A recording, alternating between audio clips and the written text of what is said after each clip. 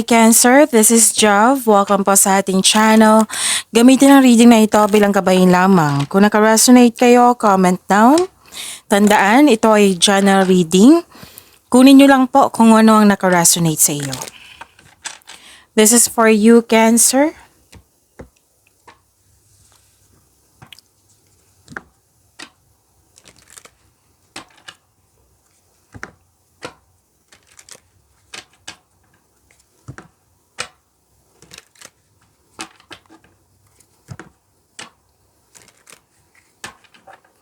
Para po ito sa iyo, Cancer.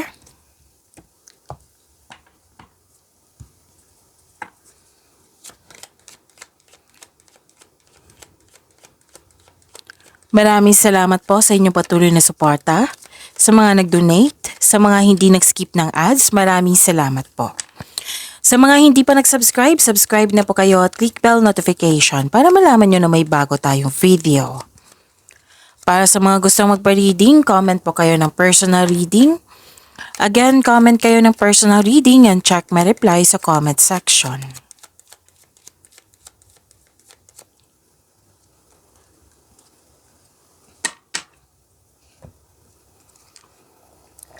Cancer.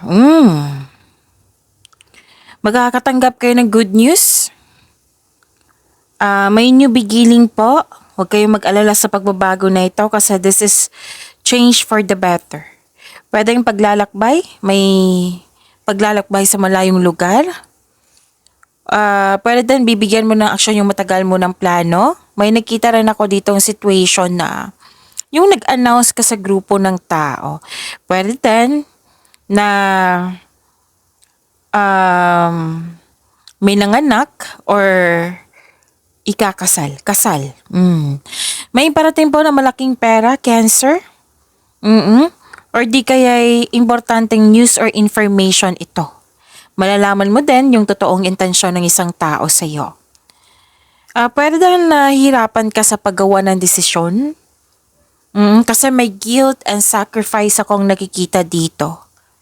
Okay, so sana'y ma-overcome niyo po iyan, Cancer.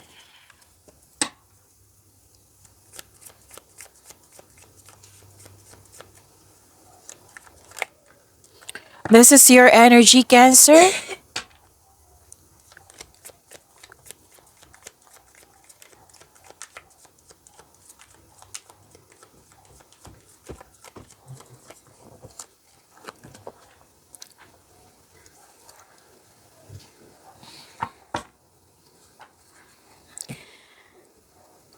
Paalala lang po lalo na sa mga bago dito.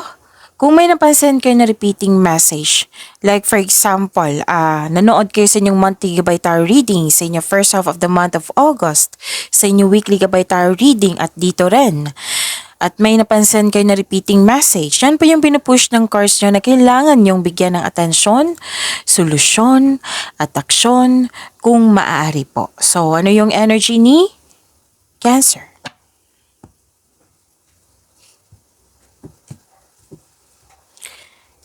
Okay. Inspired ka sa paggawa ng aksyon. So, puro aksyon yung nakikita ko dito. Dalawang card mismo nagsabi dito, puro aksyon. Binigyan mo na ng aksyon. From here, yung sabi ko kanina, na bibigyan mo na ng aksyon. Dalawang card din dito. You're very inspired. Nagkaroon ka ng power, personal power. You're taking an action with courage. Yan. At may success ako nakikita dito. Mahigit pa to sa success. This is victory. Mas lumawak yung ambisyon mo sa buhay. Nakikita ko rin dito na kontrolado na. Like for example, kontrolado na yung sitwasyon. Maaring maging kampante ka sa kung anong sitwasyon kayo ngayon. Oo. Maari din na may malaking influence ang isang masculine energy. Pwedeng ikaw to or pwedeng siya. Oo, na maaring tutulungan ka niya. Or ikaw ito, na tutulungan mo yung tao. Okay, parang gumagawa kayo ng rules dito. Own rules.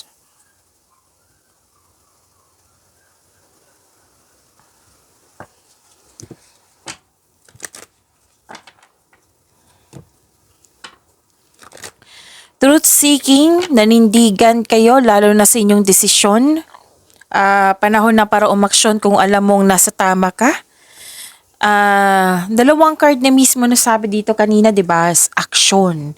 Kasi nga, dalawang card mismo nagsabi na very confident kayo. Ito ay sumisimbolo ng katapangan at confidence. This card tells you to be careful sa mga ginagawa at pinipiling desisyon. So, yun nga, may importanteng desisyon dito, 'di ba?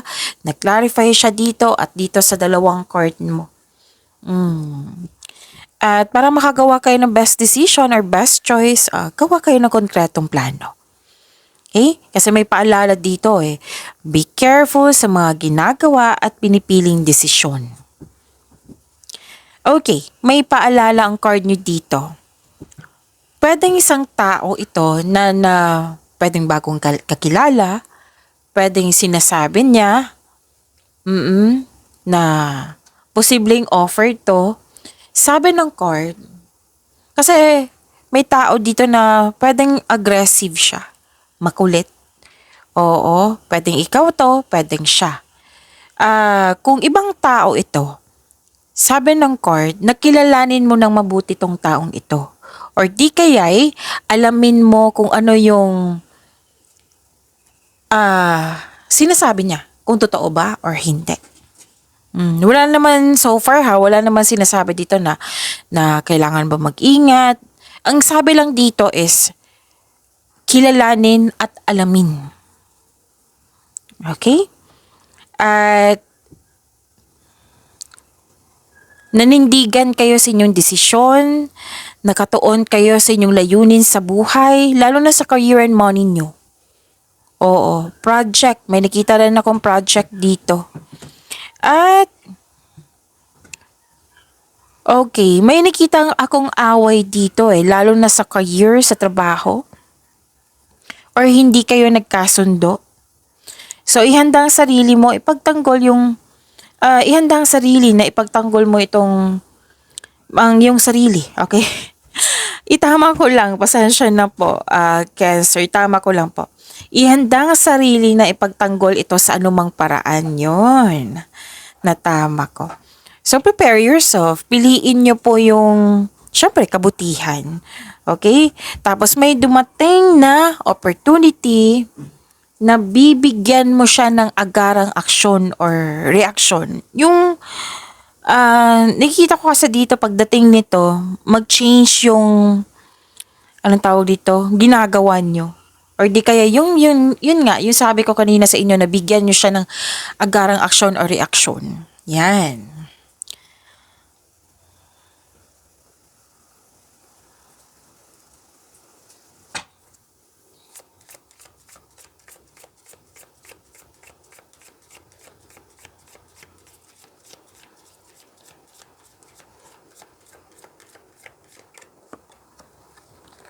Okay, Battle of the Blues. Take steps toward positive change. Yung sabi ko kanina, steps, action yan. Dalawang card, action din yan. So, yung action na ito is para sa pagbabago. New beginning, right? Magbibigay ka ng action. Maraming magkaiba ang cards po, pero yung message is the same. Okay? Okay.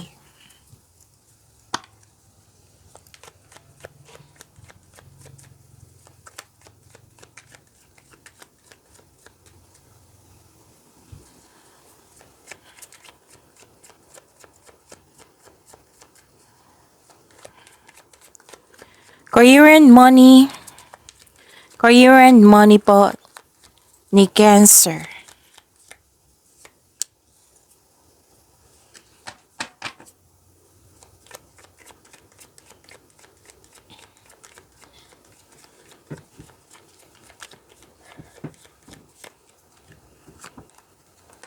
Oops.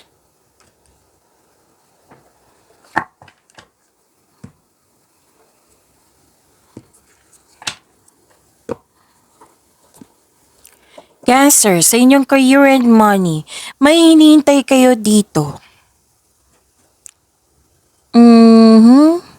Andito din eh, yung sacrifice na sinabi ko kanina at dito rin. May sacrifice din ako nakikita dito. Mensahe ng card nyo. Pwede din naghihintay kayo. Excuse me, kailangan ko mag-burp. Hesitation, suspension, kung nag-aantay ka ng job opportunity or kontrata, there may be delays and frustration. Same thing sa kaperahan po. Yung inaantay mo na pera, nagkaroon ng delay. Pero hindi naman to kansela eh. Matutuloy din yan. Sa kaperahan po, huwag magdesisyon agad na mag-invest or maggasta sa isang bagay. Kailangan nyo po ng time for reflection kasi may nakita na kong frustration dito, nainip. Kailangan nyo po ng time for reflection. Balansehin. Oo. Why not, instead na ma-frustrate, invite nyo. Dumating ka na sa tamang panahon. Oo, kasi kailangan kita. Yun. Positive affirmation. Yan yung importante eh. Kasi kung maiinis ka, ma-frustrate, or ano man yan mga bigat ng nararamdaman, pwedeng mag-create talaga yan ng blockages. Mas lalong magde-delay yan. So, pag-isipan mo yan na mabuti. Okay? At,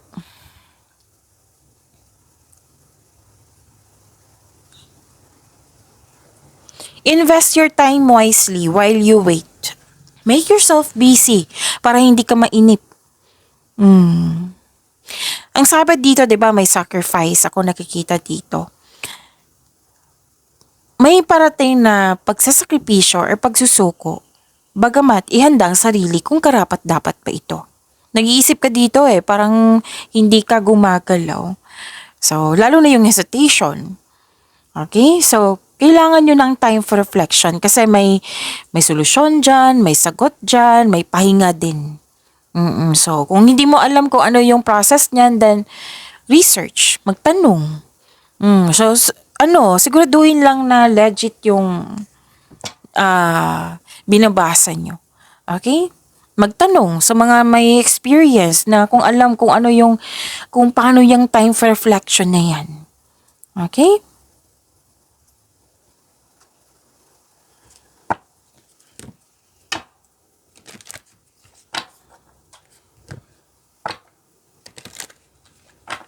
You have the power, authority, protection.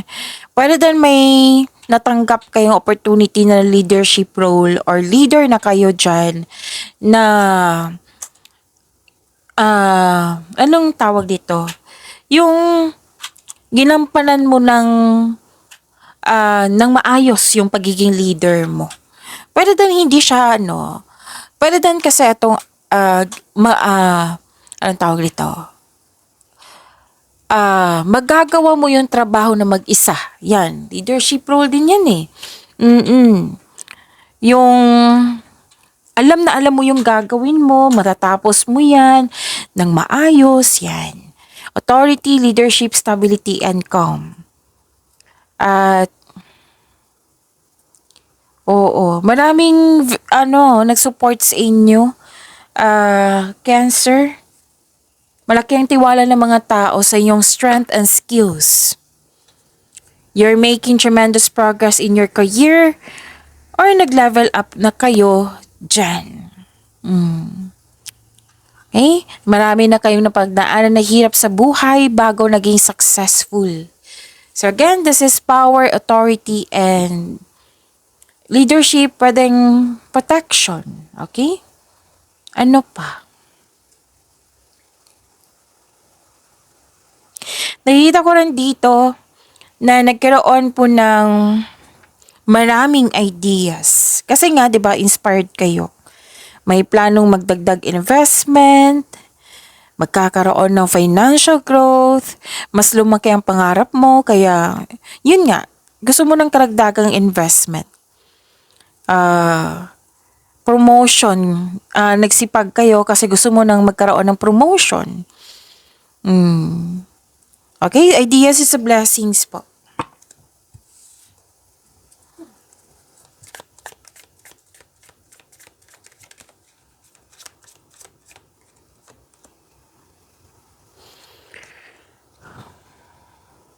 Okay. Keep moving in silence as you continue to build. Importante talaga to para hindi ka din ma-distract.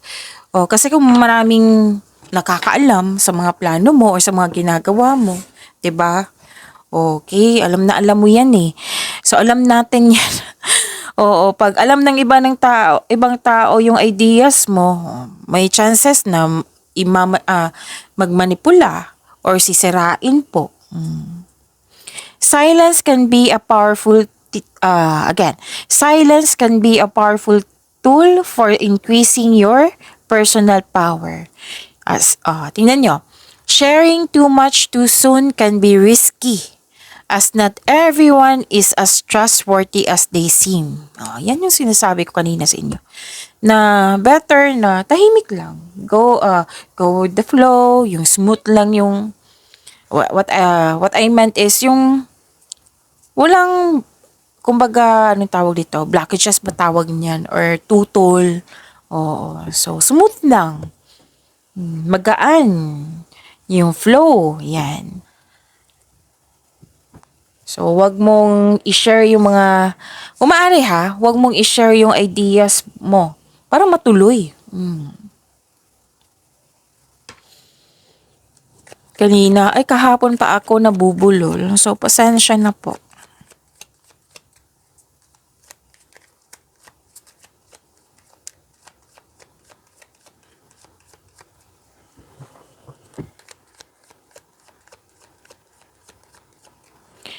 Love life, self-love, partnership, and your mess ni Cancer.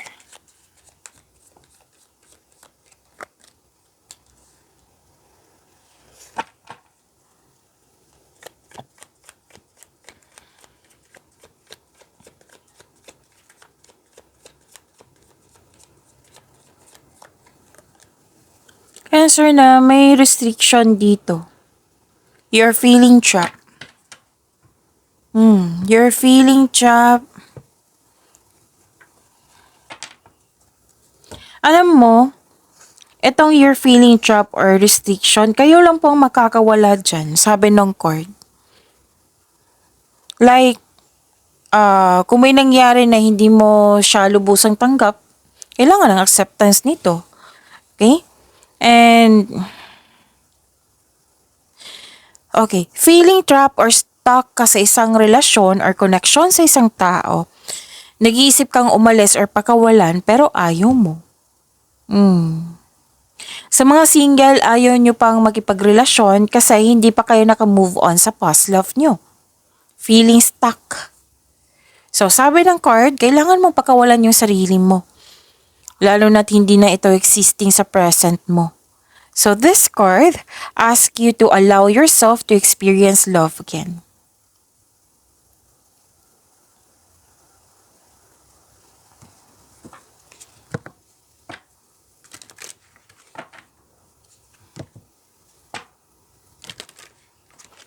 Ang sabi ng card dito, para sa mga single, you should take a chance on love. Huwag kang matakot ma-in love ulit. Guarded na, ayaw ko. Kasi nga, yun nga, unfinished business or it might be walang closure or nahirapan ka lang talaga mag-move forward. So, take a chance. You deserve to be happy. Deserve nyo din na mahalin. Sa mga relasyon sa buhay mag-asawa, mukhang may tampuhan po kayo the other day. So, ang advice ng card dito, leave the past behind. Leave the past behind. It's never too late to begin again. Mag-usap at magpatawad. May bago simula dito Magkakaayos din kayo.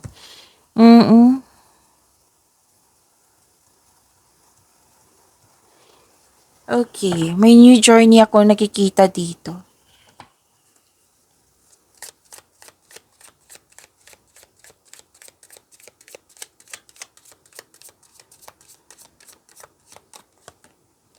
Trust. Guard your heart. Not everyone deserves your trust. Kanina pa to. Keep moving in silence as you continue to build. Not everyone is as trustworthy as they seem. Dito rin. Guard your heart, not everyone deserves your trust. Pag-imanin niyo po yung blessings sa binigay sa inyo, Cancer. See you tomorrow. Maraming salamat po.